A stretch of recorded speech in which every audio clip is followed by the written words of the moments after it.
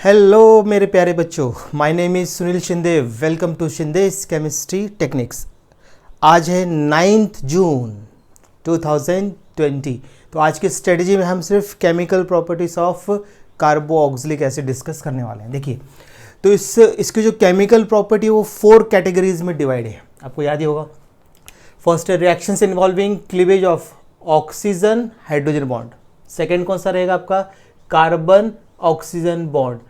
Third कौन सा रहेगा आपका? Carboxy group. और फोर्थ कौन सा रहेगा? Substitution reaction in hydrocarbon part. ऐसे 4 पार्ट में, याद है ना आपको केमिकल प्रॉपर्टी। तो एक एक डिस्कस करते, कोई प्रॉब्लम नहीं, सारे नाम अब आएंगे आपके सामने। तो reactions involving cleavage of oxygen hydrogen, इस बॉन्ड पे ब्रेकिंग पर, तो यहाँ पे सारे एसिडिक कैरेक्टर शो करेगा। देखिए पहला, इसके अंदर में फर्स्ट पॉइंट लिया एसिडिक प्रॉपर्टीज। देखो, कार्बोऑक्सिलिक एसिड जो होता है वो स्लाइटली आयनाइज होता है वाटर में, और क्या फॉर्म करेगा? कार्बोऑक्सिलेट आयन एंड हाइड्रोजन आयन। अगर यहाँ वाटर शो करते हैं तो हाइड्रोनियम आयन लिखेंगे, बराबर है, ये भी चलता है। तो स्लाइटली आयनाइज होने के कारण ये वीकली एसिड। देखो, डबल हेडेड एरो का मतलब होता है वीक एसिड। तो ये वीक एसिड क्यों होता है? क्योंकि इसका जो कार्बोऑक्सिलेट आयन है उसका क्या, देखो उसका होता है रेजोनेंस स्टेबलाइजेशन। देखो रेजोनेंस होगा मतलब यहाँ का इलेक्ट्रॉन इधर आएगा और यहाँ का इलेक्ट्रॉन इधर आएगा। देखो ये शिफ्ट हो गया, तो ये ऐसा बन गया। तो यहाँ पर आ गया आपका नेगेटिव चार्ज। अब ये इलेक्ट्रॉन इधर आ जाएगा, ये इलेक्ट्रॉन रिटर्न। तो सेकेंड स्ट्रक्चर फर्स्ट में, फर्स्ट सेकेंड, ऐसे ये रेजोनेंस चलता रहता है। और फिर अभी देखो, जहाँ आपका पाई इलेक्ट्रॉन डीलोकलाइज है वहाँ डॉटेड लाइन, देखो मैंने वहाँ डॉटेड लाइन शो करी है जहाँ आपका पाई इलेक्ट्रॉन है। और देखो नेगेटिव चार्ज दोनों पे बराबर डिवाइड है, मतलब इसको मैं हाफ कर सकता हूँ, हाफ हाफ ऐसा कर देता हूँ, इक्वली डिस्ट्रीब्यूट। इसलिए ये जो फैक्टर, ये अगर आपका जो भी नेगेटिव चार्ज या पॉजिटिव चार्ज अगर आपका बराबर डिस्ट्रीब्यूट जाता है, इक्वल, तो फिर बहुत ज़्यादा स्टेबल है। फिर आपके स्ट्रक्चर कितने भी ज़्यादा वो उस पर ही डोमिनेट कर जाता है। जैसे अभी फिनॉल के 5 स्ट्रक्चर्स पे डोमिनेट करेगा, बताता आपको अभी। तो अब यहाँ पर पहला पॉइंट आपका क्लियर हो गया, acidic properties. The carboxylic acid is weak acid because it is slightly ionised in water. Slightly, partially ionise होता है। और क्यों होता है अभी एसिडिक एसिड क्यों शो कर रहा है? Due to stabilisation of carboxylate ion, resonance stabilization of carboxylate ion. ये क्लियर हो गया। अब यहीं पे मैं बताने जा रहा हूं acidic strength of carboxylic acid को मैं कंपेयर कर रहा हूं। देखो एसिडिक स्ट्रेंथ ऑफ कार्बोऑक्सिलिक किससे कर रहा हूं? पहले मैं कंपेयर करता हूं इसको एल्कोहल के साथ, बाद में फिनॉल के साथ, ध्यान देना है। तो कार्बोऑक्सिलिक एसिड और अगर हम एल्कोहल में कंपेयर करते हैं, विच इज मोर एसिडिक? तो carboxylic acid more acidic than alcohol, क्योंकि एल्कोहल का रेजोनेंस होगा ही नहीं ना। देखो कार्बोऑक्सिलेट आयन कहाँ, इसका रेजोनेंस होगा नहीं, रेजोनेंस के लिए डबल बॉन्ड होना जरूरी है, तो नहीं होता, तो फिर ये कैंसिल हो गया। तो अब ध्यान देना, तो यहाँ पहला पॉइंट याद रखना, carboxylic acid more acidic than alcohol. Clear हो गया, ठीक है। दूसरा point, carboxylic acid more acidic than phenol. क्यों है अभी? फिनॉल से ज़्यादा क्यों होता है? क्योंकि फिनॉल में देखेंगे तो फिनॉक्साइड आयन बनेगा ऐसा। तो फिनॉक्साइड आयन के तो रेजोनेंस बनते हैं कि नहीं? देख लीजिए, रेजोनेंस बनेगा, यहाँ का इलेक्ट्रॉन इधर आएगा, ये इलेक्ट्रॉन से घूमेगा ऐसा पूरा, याद है ना आपको रेजोनेंस।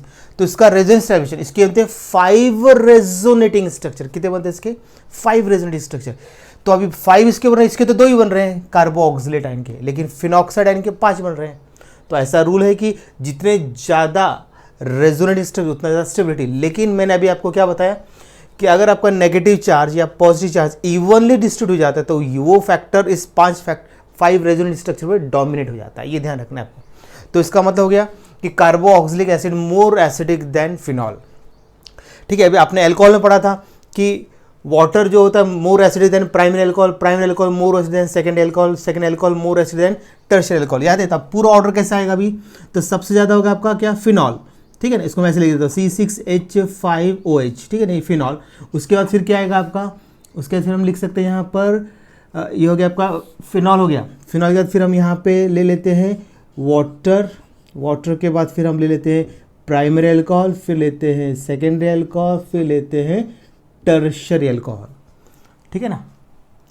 फिर तो अभी इससे भी ज़्यादा अगर हम देखें तो कार्बोऑक्सिलिक एसिड होगा। तो मतलब यहाँ पे लिखता हूँ मैं RCOOH। तो carboxylic acid more acid than phenol more acid than water more acid than primary alcohol more acid than second alcohol more acidic than tertiary alcohol. देख लीजिए, ये वाला जो मैंने लिखा है ना, ये ऑर्डर, ये बहुत काम का, पूरा ओवरऑल हो गया आपका। एल्कोहल, फिनॉल, ईथर तीनों का कंबाइन कर दिया। तो कार्बोऑक्सिलिक एसिड क्यों होता है? Due to resonance stabilization. याद रखना, ये जो फैक्टर है ये ज़्यादा है, इंपॉर्टेंट है यहाँ पर। फिर फिनॉल, फिर वाटर, फिर प्राइमरी अल्कोहल, सेकेंडरी, टर्शियरी। अब ये बिल्कुल क्लियर हो गया होगा आपका। ठीक है, कर लीजिए इसको, देख लीजिए। ओके, अब देखते हैं effect of substituent on acidic nature of carboxylic acid. Okay, तो अभी अपना जो फर्स्ट एसिडिक प्रॉपर्टी का ये सेकंड पार्ट इफेक्ट देखना है। अभी पहले हमने अभी देखा कि कार्बोक्सिलिक एसिड वीक एसिड है due to resonance stabilization of carboxylate ion, उसको फिर हमने अल्कोहल से कंपेयर किया, फिर हमने उसको किससे किया, फिनॉल से कंपेयर किया। अब इफेक्ट देखते हैं, effect of substituent on acidic nature of carboxylate. अगर उसमें हम सब्स्टिट्यूएंट अटैच करेंगे तो क्या इफेक्ट होगा एसिडिक नेचर पे। तो देखो पहला लिखा है मैंने यहाँ पर, देखो ये फॉर्मिक एसिड है, इसमें कोई भी अल्काइल ग्रुप नहीं, यहाँ पर देखो एक मिथाइल, यहाँ पे एक इथाइल, ऐसे बढ़ते जा रहे हैं। मतलब इसका मतलब कि आप जितना ज़्यादा अल्काइल ग्रुप बढ़ाते जाएंगे एसिडिक कैरेक्टर कम कम हो जाएगा। क्यों होगा, due to positive inductive effect. ठीक है ना, पॉजिटिव इंडक्टिव, इसके कारण तो एसिडिक कैरेक्टर क्या हो रहा है, डिक्रीज होते जा रहा है। एसिडिक कैरेक्टर क्या होगा, डिक्रीज होगा, कम हुआ, क्योंकि ये क्या कर रहा है, इलेक्ट्रॉन को डोनेट कर रहा है। डोनेट करने से क्या होगा, यहाँ पे देखो ये ज़्यादा क्यों, क्योंकि यहाँ पे हाइड्रोजन है, तो ये इलेक्ट्रॉन डोनेटिंग नहीं है, क्योंकि hydrogen neither donating nor accepting. तो इसके लिए भी क्या होगा, ये अभी ये इलेक्ट्रॉन डोनेट नहीं करता, इसलिए इसका एसिडिक कैरेक्टर एसिडिक एसिड ज़्यादा है, क्योंकि अभी डोनेट कर रहा है, ये डोनेट कर रहा है, तो इलेक्ट्रॉन डेंसिटी ज़्यादा बढ़ गई ऑक्सीजन हाइड्रोजन बीच में, तो अब ये थोड़ा स्लो होगा। और ये और बल्कि ग्रुप है, तो और ज़्यादा इलेक्ट्रॉन डोनेट करेगा और स्लो हो जाएगा, और बल्कि हो जाएगा और स्लो हो जाएगा, और बल्कि और स्लो हो जाएगा। ठीक है ना, उतना धीरे, क्योंकि एसिडिक कैरेक्टर वही होता है जो प्रोटॉन को जल्दी डोनेट करता है, अकॉर्डिंग टू अर्गेनिस कंसेप्ट। याद आ रहा है आपको, एक्वेस सॉल्यूशन वही यहाँ पर है। तो ये ऐसा, इसमें पॉजिटिव इंडक्टिव इफेक्ट करना होता है। जैसे जैसे आप अल्काइल ग्रुप बढ़ाते जाएंगे पॉजिटिव इंडक्टिव इफेक्ट इंक्रीज होता जाएगा।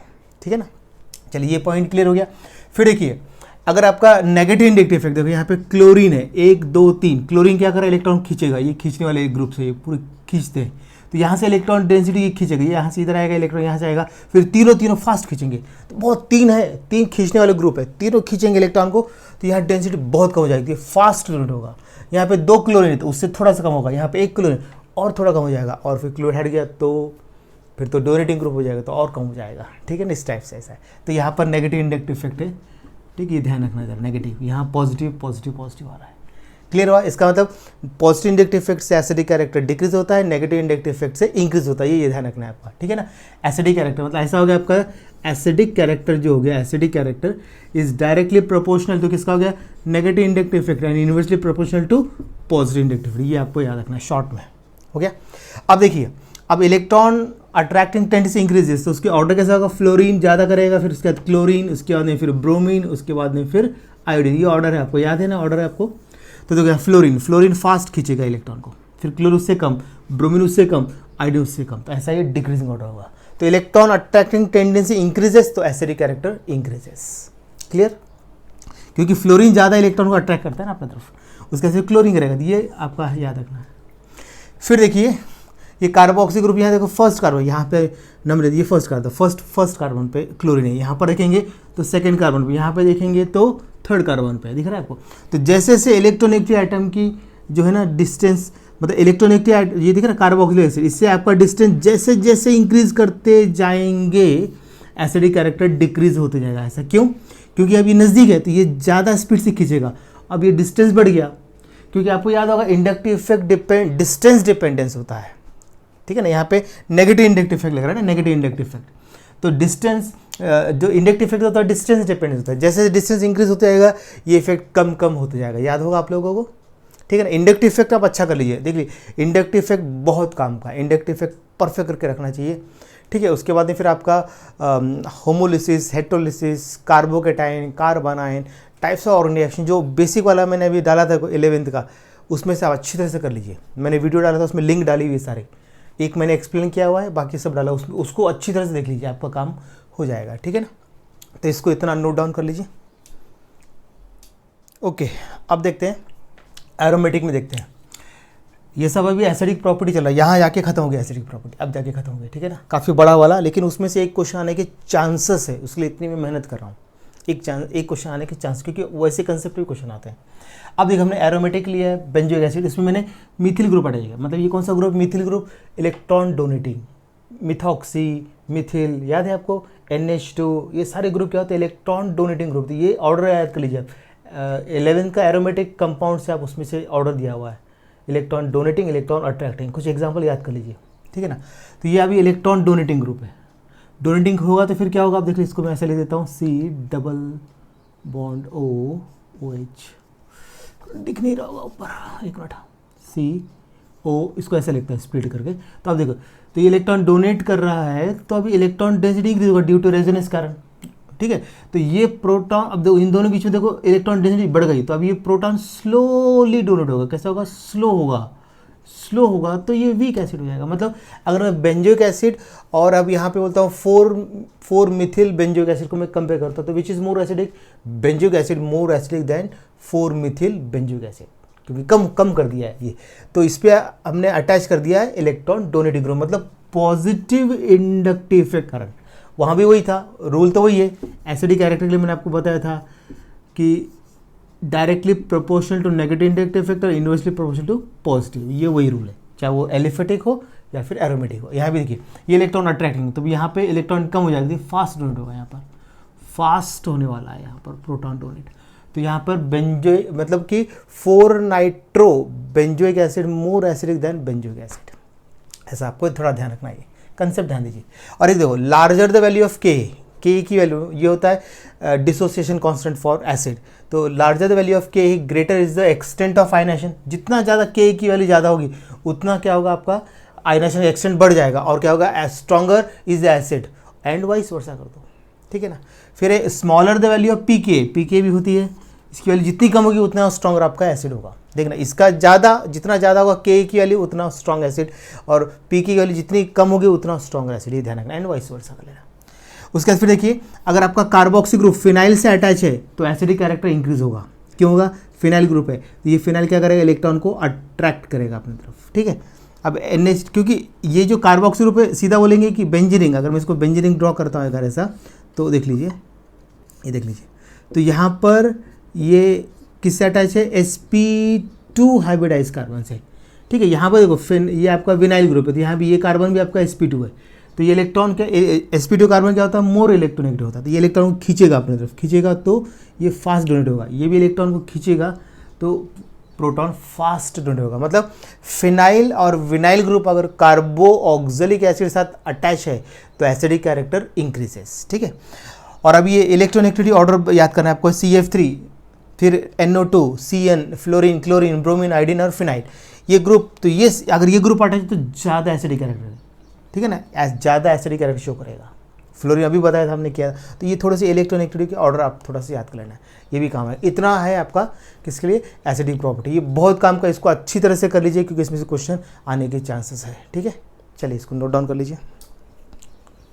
अच्छा, अब देखते हैं यहाँ पर reactions involving cleavage of oxygen hydrogen bond का सेकंड पार्ट। पहले एसिडिक प्रॉपर्टी हो गया, अब दूसरा देखते हैं रिएक्शन विथ एक्टिव मेटल्स, मतलब यहाँ सॉल्ट फॉर्मेशन होने वाला है। देखो, कार्बो ऑक्सिलिक एसिड को एक्टिव मेटल्स आपको याद होना चाहिए कि EMF सीरीज जो पढ़ते हैं आप लोग, इलेक्ट्रोमोटिव सीरीज जो होती है, ठीक है ना, EMF सीरीज मालूम है ना आपको। तो EMF सीरीज में हाइड्रोजन नीचे जितने भी मेटल प्लेस्ड है दे आर एक्टिव मेटल्स, मतलब कि metals are more reactive than hydrogen, ऐसा बोलते हैं इसको। तो उसका जो स्टैंडर्ड रिडक्शन पोटेंशियल होता है वो नेगेटिव होता है, मतलब स्मॉल होना चाहिए, ठीक है ना। तो यहाँ पे देखो, सोडियम जो है एक्टिव मेटल है, सोडियम पोटेशियम ज़्यादातर ही लेते हैं, तो sodium reacts with sodium potassium और एल्यूमिनियम आपके इसमें दिया हुआ है 3। तो आप उसके बाद उसमें जो भी दिए हुए जिंक वो भी आ जाएगा आपका, ठीक है, एल्यूमिनियम आ जाएगा, कैल्शियम आ जाएगा, नीचे जो रहेंगे सारे आ जाएंगे।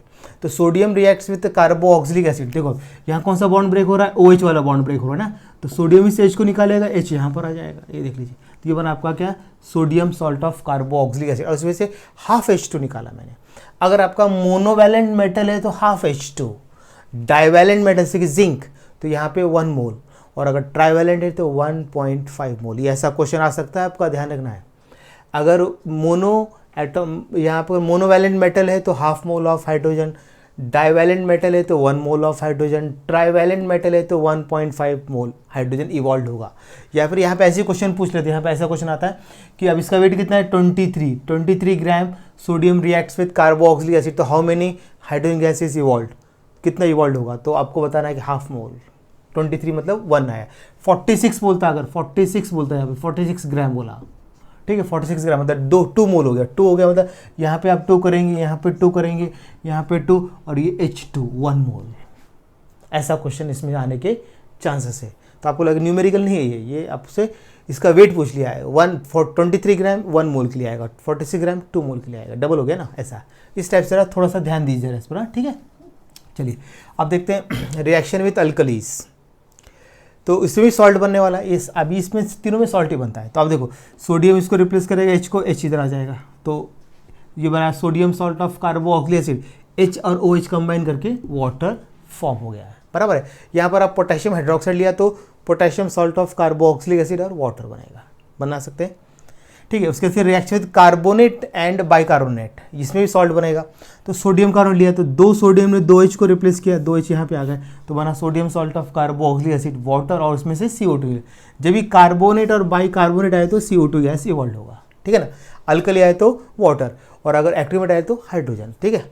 तो अब सोडियम बाइकार्बोनेट लिया तो वही है इसका, ये इधर आ गया, बन गया आपका sodium salt of carboxylic acid water and carbon dioxide.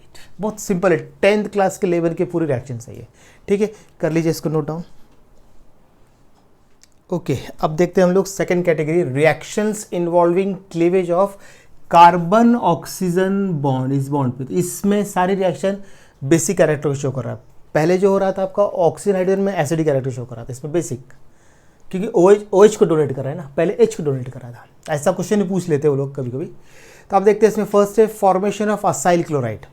तो अगर आपको एल्कोहल की रिएक्शन याद होगी, आपको PCl3 PCl5 थाइल क्लोराइड, वही है पूरा, देख लीजिए। कार्बो ऑक्सिलिक एसिड को हमने थायोनिल क्लोराइड के साथ हीट किया, तो अभी देखो यहाँ पर क्या होगा, इसका तो कौन सा बॉन्ड ब्रेक हो रहा है, कार्बन ऑक्सीजन बॉन्ड, मतलब OH बॉन्ड बाहर आने वाला है, ठीक है ना। लिख के बताऊँ क्या, ऐसा double bond O, double bond O, ऐसा लिख देते, हो गया, बराबर है, ये बॉन्ड ब्रेक हुआ। तो अभी यहाँ से OH इधर आ गया, तो अभी यहाँ पर Cl आ गया, ये बन गया आपका असाइल क्लोराइड। अब ये H इसमें अटैच हो गया HCl के साथ, तो HCl और एक ऑक्सीजन SO के साथ, तो ये बन गया SO2, एक ऑक्सीजन यहाँ पे अटैच हो गया, यहाँ पे आपका अटैच हो गया Cl, और यहाँ पे Cl, देखो अंडरलाइन के लिए क्या क्या अटैच किया मैंने। सिमिलर रिएक्शन एल्कोहल की जैसी है।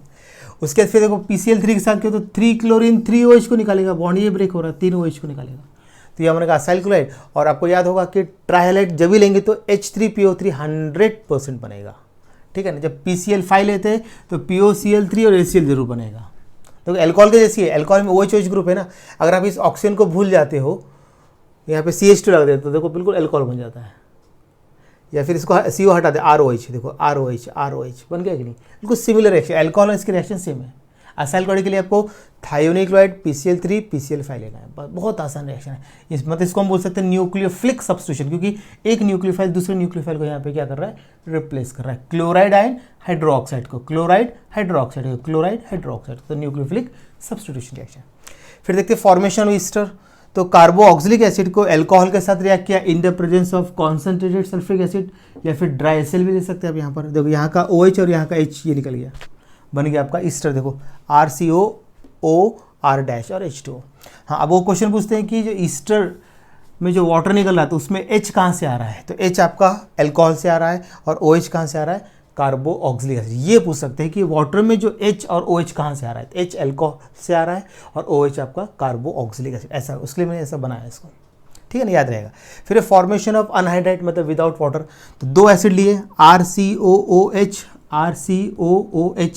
तो यहाँ से H और यहाँ से OH, वाटर निकल गया, या तो यहाँ से OH यहाँ से H, कुछ फर्क नहीं पड़ता इसमें। तो बहुत RC⋅OO,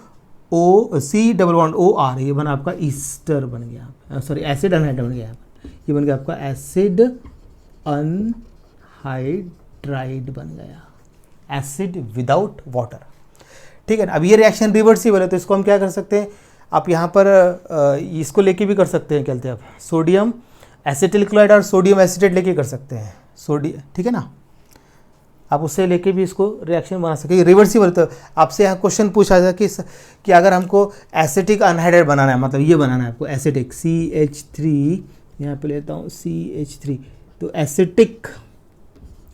एसिटिक अनहाइड्राइड सबसे बेस्ट किससे बनेगा, अब वो ऐसा क्वेश्चन आता है। तो अभी आप क्या कर सकते हैं, यहाँ पर आप ले सकते हैं CH3COCl, इसको मैं हटा देता हूँ, Cl ये लिया, एसिटिल क्लोराइड ले लिया हमने यहाँ पर, और सोडियम NaO ऐसे ले लिया, ठीक है ना, और सोडियम एसिटेट CH3 डालना पड़ेगा, ये एग्जाम्पल बना रहे सोडियम एसिड। तो ये NaCl निकल गया, बन गया आपका। देखो अगर आपसे फिर ये रिवर्स, ये आपका इरिवर्सिबल हो जाएगा आपका, ऐसा रिएक्शन हो जाएगा। बेस्ट एसिटिक अनाइड बनाने के लिए आपको एसिटिल क्लोराइड और सोडियम एसिटेट लेना पड़ेगा। देख लीजिए, इजी कर लो, नोट डाउन। अब देखते हैं फॉर्मेशन ऑफ अमाइड। लास्ट अभी सेकंड जो कैटेगरी है CO बॉन्ड ब्रेकिंग का, लास्ट है फॉर्मेशन अमाइड। ये काफ़ी इंपॉर्टेंट है। अब देखिए, फ्रॉम कार्बोक्सिलिक एसिड लूँगा और फिर from acyl chloride. Acyl chloride बहुत आसान है, ये मेन है अभी। तो देखो, हमने कार्बोक्सिलिक एसिड को अमोनिया से रिएक्शन किया, तो अमोनिया क्या, देखो यहाँ पे है लोन पेयर, तो यहाँ से ये प्रोटॉन को एक्सेप्ट कर लेगा, बराबर कि नहीं, प्रोटॉन एक्सेप्ट कर लेगा, तो बन जाएगा यहाँ पर NH3 से NH4, और इस पर आ जाएगा ऑक्सीजन माइनस और नाइट्रोजन आएगा प्लस, क्योंकि इसका लोन पेयर हमने यूज़ कर लिया है। ठीक है, ये बन गया आपका अमोनियम सॉल्ट। उसके बाद फिर इसको जैसे हीट किया तो इसमें वाटर निकलेगा, तो यहाँ से 2 हाइड्रोजन और यहाँ से एक ऑक्सीजन, देखो H2O निकल गया। क्या बचा अभी, RCONH2, इसको बोलते हैं एसिडामाइड या अमाइड शॉर्ट में। अब जैसे हमने एग्जांपल लिया एसिटिक एसिड, तो एसिटिक एसिड से पहले बनेगा आपको अमोनियम एसिटेट, फिर बनेगा एसिटामाइड और वाटर। आप कोई भी एग्जाम बना सकते हैं। फॉर्मिक एसिड लिया तो फॉर्मामाइड, एसिटिक एसिड तो एसिटामाइड, प्रोपेनिक एसिड तो प्रोपेनामाइड, ऐसा आप एग्जाम बना सकते हैं। एरोमेटिक में देखिए 2 कार्बोक्सिल, इसको बोलते हैं हम लोग क्या, इसको हम क्या लेंगे, थैलिक एसिड। थैलिक एसिड को 2 अमोनिया, क्योंकि 2 है ना, 1 और यहाँ से 1, 2 ऐसे जाएंगे, तो यहाँ से आपको बन जाएगा क्या, अमोनियम थैलेट। इसको हीट किया, वाटर निकल गया, 2 वाटर, 1 H2O वाटर निकल गया, बन गया आपका थैलिमाइड। अब उसको और स्ट्रॉन्ग हीट कर दिया तो उसमें से अमोनिया निकल जाएगा, मतलब यहाँ से NH2 और यहाँ से H, तो NH2 यहाँ से एक, देखो NH2 निकल गया, यहाँ का H निकल गया, तो NH बचा, तो बस ये बन गया। आप इसको बोलते हैं थैलिमाइड। थैलिमाइड का आपका यूज़ होगा नेक्स्ट चैप्टर में, अमाइड में, मतलब अमाइंस में हम यूज़ करने वाले हैं। कंपाउंड्स का नाइट्रोजन में ना अमाइड, तो वहाँ ये यूज़ होने वाला है, गैब्रियल थैलिमाइड सिंथेसिस में, याद आ रहा है, वहाँ यूज़ होगा। उसके लिए इसको अच्छी तरह से कर लीजिए एग्जाम्पल, इसलिए मैंने एग्जाम्पल ज़्यादा ले लिया है। ये एग्जाम्पल बहुत ज़रूरी है, यानी कि चांसेस रहते हैं ज़्यादा, और ये बहुत आसान है। ये कहीं ना कहीं मिक्स भी कर देते हैं कभी कभी। ठीक है, अब दूसरा है फ्रॉम असाइल क्लोराइड। हमने असाइल क्लोराइड को अमोनिया से रिएक्शन किया, ठीक है ना, तो यहाँ पे देखो ऐसा लेते हैं, H को मैं बाहर निकाल लेता हूँ, देखो इसका H को बाहर निकाला, देखो ये ऐसा, तो ये NH2 Cl को निकालेगा, Cl यहाँ पे आ जाएगा आपका, तो RCONH2 बन गया, एसिडामाइड बन गया, और ये HCl बाहर निकल गया, खत्म। अब क्या एग्जांपल लेते हैं, R इस पर डिपेंड करता है, एलिफेटिक एरोड जो लेना है, एसाइल क्लोराइड लिया, तो यहाँ बनेगा एसिटामाइड।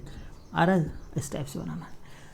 बेंजामाइड बन सकता है, एरोमेटिक लिया तो अगर यहाँ आपने हमने क्या बेंजोइल क्लोराइड लिया तो बेंजामाइड भी बन सकता है, यहाँ पर भी ऐसी हो सकता है। एरोमेटिक लिया आपने बेंजोइक एसिड तो बेंजामाइड बन सकता है इधर भी, ठीक है ना। चलिए ये नोट कर लीजिए इतना। ओके, अब थर्ड कैटेगरी देखते हैं, रिएक्शंस इन्वॉल्विंग कार्बोक्सिल ग्रुप। ये पूरा ग्रुप आएगा। पहले देखा था कौन से ब्रेकिंग पे, ऑक्सीजन हाइड्रोजन ब्रेकिंग, फिर देखा था कार्बन ऑक्सीजन ब्रेकिंग पे। अब देखते हैं पूरा ही ग्रुप लेना है यहाँ पर। इसमें 2 रिएक्शन है और ये दोनों की दोनों रिएक्शन रिपीट होती है एक्चुअली। अब ये 11 से रिपीट होती है अल्केन से, और ये रिपीट होता है आपका अल्कोहल के इसमें से फ्रॉम कार्बोक्सिलिक एसिड है ना, from carbonate by reduction of carbonyl compounds में, वहाँ से होता है ये रिपीट है दोनों रिएक्शन, लेकिन फिर भी लिख दिया है, आपका रिवीजन हो जाएगा अच्छी तरह से। पहले का फॉर्मेशन ऑफ प्राइमरी अल्कोहल्स, मतलब यहाँ पे रिडक्शन करना है, तो रिडक्शन में क्या होगा, लिथियम एल्यूमिनियम हाइड्राइड, और उसका सेकंड स्टेप है, पहले स्टेप में लिथियम एल्यूमिनियम हाइड्राइड, ये स्ट्रॉन्ग पावरफुल रिड्यूसिंग एजेंट है, और वाटर याद रखना है। उसमें हमने पढ़ा था अल्कोहल में कि कार्बोक्सी ग्रुप है ना, सोडियम बोरोहाइड्राइड से रिड्यूस नहीं होगा, कैटालाइटिक हाइड्रोजनेशन से रिड्यूस नहीं होगा। मेरे पॉइंट याद रखना है, कार्बोक्सिल ग्रुप किससे रिड्यूस नहीं होता है, सोडियम बोरोहाइड्राइड से नहीं होगा, मतलब NaBH4 इससे नहीं होगा। और किससे नहीं होगा, कैटालाइटिक हाइड्रोजनेशन नहीं होगा, addition of hydrogen in the presence of catalyst, इस दोनों से ये रिड्यूस नहीं होगा। ये सिर्फ powerful reducing agent lithium aluminium hydride, या फिर दूसरा हम ले सकते हैं यहाँ पर डाइबोरेन B2H6, बस या तो इससे होगा या तो इससे होगा, बस मतलब लिथियम एल्यूमिनियम हाइड्राइड से रिड्यूस हो सकता है या फिर डाइबोरेन से हो सकता है, इस दोनों से नहीं होगा। ठीक है, हटा देता हूँ इसको मैं। तो अब यहाँ बने वो कार्बोक्सी ग्रुप किस में रिड्यूस हो जाएगा, प्राइमरी अल्कोहलिक ग्रुप, तो इससे अल्कोहल बनता है, प्राइमरी लिखा है प्राइमरी अल्कोहल, तो फॉर्मेशन ऑफ प्राइमरी अल्कोहल। अब यहाँ आपने आर क्या लिया उस पर डिपेंड करेगा आर। अब यहाँ का आपने फॉर्मिक एसिड का H लिया तो इधर H आएगा तो मीथिल अल्कोहल आ जाएगा, यहाँ पे CH3 आया तो इथिल अल्कोहल आएगा, तो कार्बन बढ़ते जाएंगे। क्लियर होते जा रहा है, यहाँ पे इस पे डिपेंड करेगा। बाकी इतना तो कंसेप्ट बिल्कुल याद रखना आपको, ये इतना कार्बोक्सी ग्रुप प्राइमरी ग्रुप में कन्वर्ट होगा, ठीक है ना। और एक बात याद रखना, जो डाइबोरेन जब यूज़ करेंगे तो डाइबोरेन किसको रिड्यूस नहीं करता, वो क्वेश्चन पूछेगा। एक तो नाइट्रो ग्रुप को नहीं करेगा, दूसरा हेलोजन को नहीं करेगा, तीसरा ईस्टर ग्रुप को नहीं करेगा, इनको नहीं करता। नाइट्रो ग्रुप, हेलो ग्रुप और ईस्टर ग्रुप को ये रिड्यूस नहीं करता डाइबोरेन। डाइबोरेन सिर्फ कार्बोक्सी ग्रुप को ही करता है। ये भी क्वेश्चन आ सकता है, ऐसे क्वेश्चन तो आते हैं एमसीक्यू से।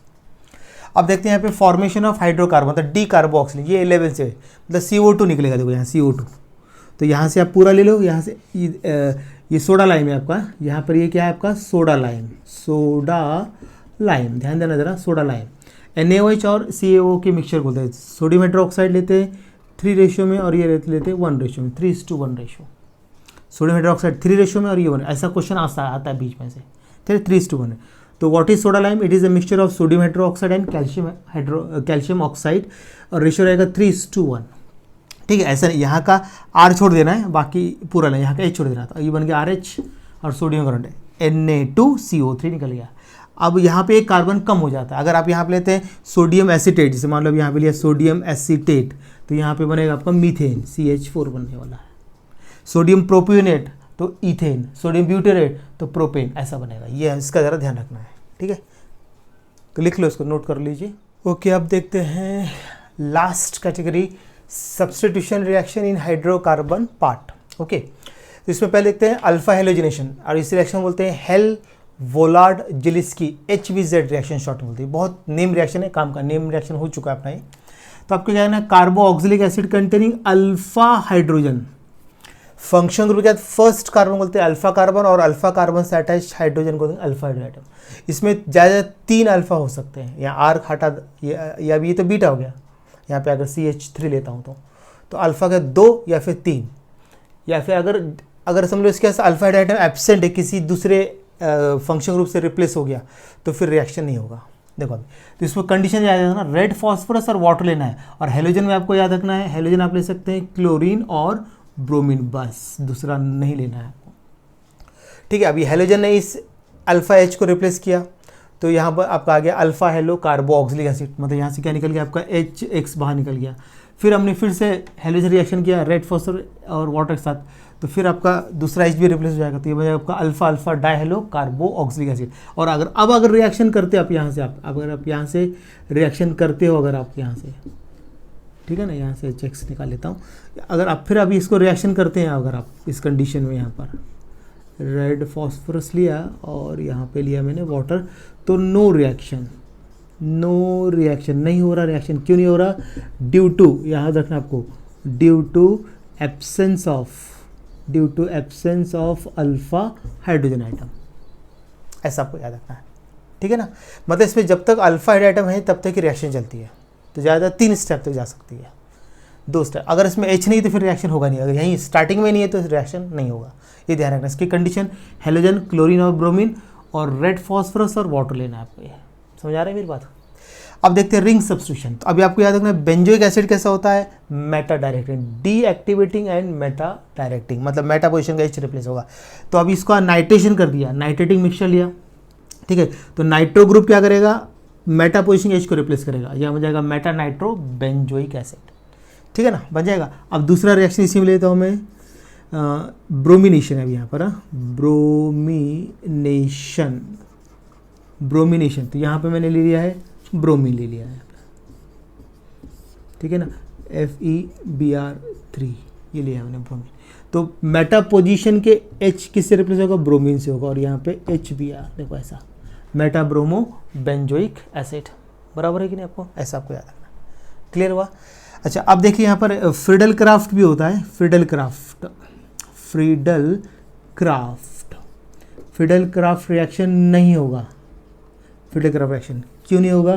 क्योंकि जो एल्यूमिनियम क्लोराइड लेते हैं फ्रीडल क्राफ्ट का, तो एल्यूमिनियम क्लोराइड क्या करेगा, इस कार्बोक्सी ग्रुप के साथ बॉन्डेड हो जाएगा और फर्दर रिएक्शन को स्टॉप कर देगा और ज़्यादा डीएक्टिवेटेड कर देगा, ठीक है ना। तो यहाँ पर आपका ये कंप्लीट होता है आपका ये chapter, aldehydes, ketones and carboxylic acid, इसको कर लीजिए पूरा, ठीक है। अब नेक्स्ट चैप्टर हम लेंगे कंपाउंड्स कंटेनिंग नाइट्रोजन। ये 4 लेने का फिर मैं इसके बाद फिर मैं सिर्फ इंपॉर्टेंट डिस्कस करूंगा, न्यूमेरिकल्स, ठीक है ना, इंपॉर्टेंट आर्टिकल। आगे जो थ्योरेटिकल है, थ्योरी में तो आप कर लीजिए इसको, एक और चैप्टर पूरा डिटेल में लेने वाला हूँ। उसके बाद फिर हम शॉर्ट में जाएंगे पूरा, ठीक है। फिर हम इंपॉर्टेंट डिस्कस, क्योंकि टाइम कम होते जा रहा है और मुझे अभी धीरे धीरे अभी इंप्रूवमेंट करना है। अभी मुझे न्यूमेरिकल के स्टार्ट करना है, ये सब कुछ, ठीक है। न्यूमेरिकल की प्रैक्टिस कराना है आप लोगों से, सब लूँगा। घबराइए, हम सब कुछ जितना होता मैक्सिमम करने की कोशिश करेंगे। चलिए इतना कर लीजिए।